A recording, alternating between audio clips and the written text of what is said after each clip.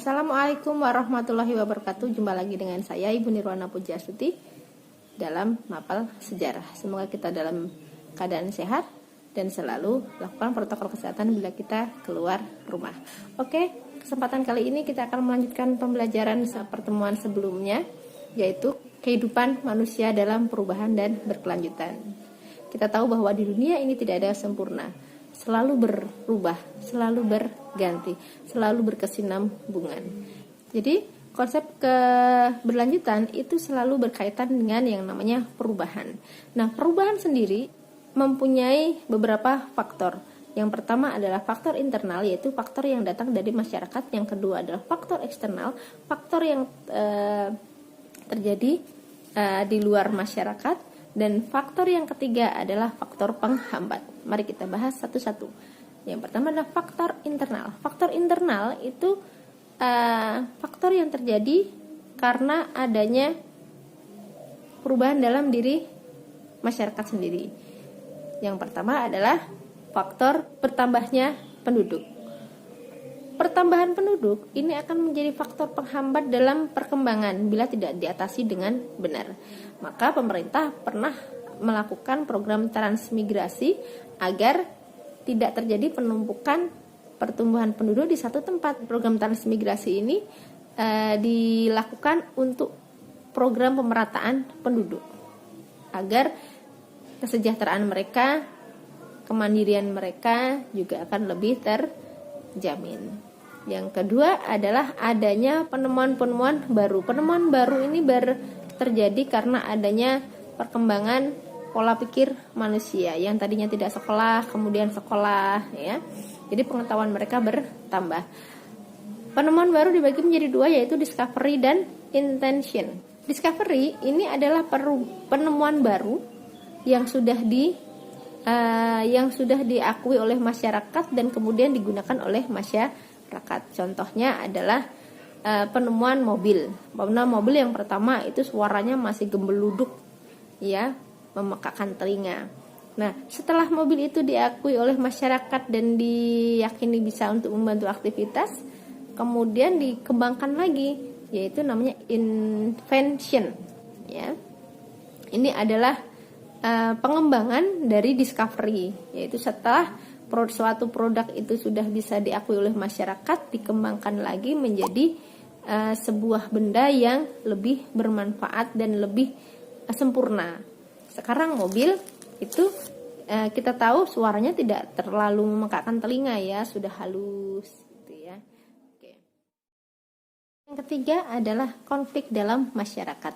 Konflik dalam masyarakat ini bisa mengenai tentang nilai, norma, politik, etnis, maupun tentang agama dalam sebuah masyarakat, di mana akan terjadi pertentangan antara dua atau lebih masyarakat. Yang memenangkan pertentangan tersebut, mereka akan lebih dominan dalam sebuah kepemimpinan, ya. Oke. Yang kedua adalah faktor eksternal, faktor yang terjadi dari luar diri masyarakat. Yang pertama adalah tentang kondisi fisik lingkungan, adanya bencana alam seperti banjir, gempa, tanah longsor, dan lain-lain. Yang kedua adalah pengaruh budaya asing. Budaya asing yang masuk ke dalam suatu daerah itu akan menyebabkan akulturasi budaya, percampuran antara dua budaya yang berbeda yang menimbulkan budaya baru tanpa mengurangi keaslian dari budaya aslinya. Jadi kita harus bisa memilih mana budaya yang cocok dengan masyarakat kita, mana yang tidak cocok, agar kita mempunyai akulturasi budaya yang positif. Oke, yang ketiga adalah faktor penghambat perubahan. Yang pertama adalah sikap masyarakat tradisional, di mana mereka masih membanggakan dan masih mempertahankan tradisi-tradisi mereka saat ini, dan susah untuk menerima tradisi atau kebudayaan yang akan masuk ke dalam masyarakat mereka, karena menganggap bahwa belum tentu kebudayaan yang baru itu lebih bagus dari kebudayaan atau tradisi yang sudah mereka jalankan pada saat ini. Yang kedua adalah kurang berhubungan dengan masyarakat asing.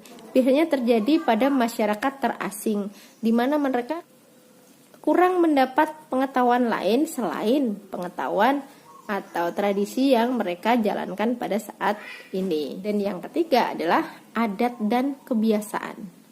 Pola kegiatan yang sudah dijalankan oleh masyarakat biasanya sudah melekat erat di dalam jiwa masyarakat, dan ini susah untuk diubah karena sudah melekat dan sudah dijalankan secara turun-temurun dengan baik. Nah, 3 faktor ini akan menjadi penghambat adanya sebuah perubahan. Oke, yang terakhir yang akan kita bahas adalah keterkaitan peristiwa masa lalu dengan masa kini. Secara implisit waktu, kita ketahui bahwa waktu itu terbagi atas masa lalu, masa sekarang, dan masa yang akan datang.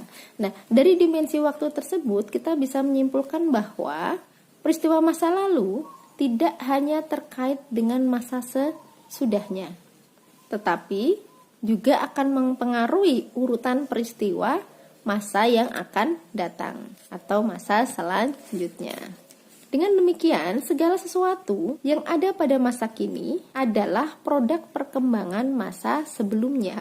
Dengan memahami masa lalu, kita dapat memahami kejadian masa sekarang dan mampu memprediksi kejadian-kejadian di masa depan.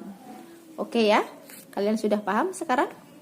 Oke, kita tutup perjumpaan kali ini dengan ucapan hamdalah, alhamdulillahirabbil alamin.